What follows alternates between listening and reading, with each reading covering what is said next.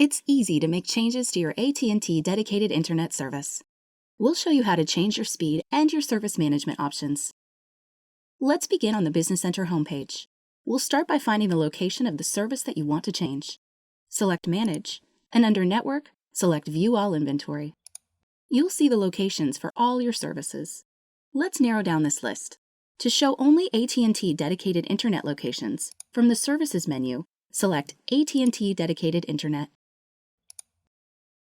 Here's the location we're looking for. Expand the location, and then expand AT&T Dedicated Internet. You'll see the circuit, speed, and other info for this IP address. If there's more than one IP address, select the IP address associated with the service you want to change. Now we're ready to place an order for our first change. From the Actions menu, select Create Order. You can change your speed under Speed and Minimum Bandwidth, or your Service Management option under Equipment Options.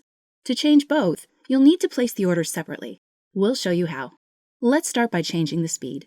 Expand Speed and Minimum Bandwidth, and select the pencil icon. You can change the access speed and the port speed. To change the speeds, use the slider. The access speed must be greater than or equal to the port speed. Also, if you raise the access speed higher than your current equipment can support, you'll need to either choose a different physical interface or reduce the speed.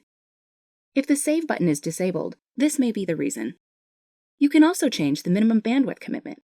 Adjust this commitment up or down based on your changing business needs. Then select Save. Select Review Order.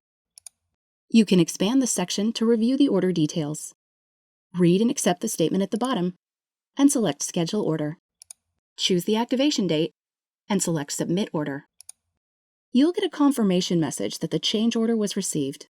When you receive a message that this order to set the new port and access speeds is complete, you can place an order to change the Service Management option.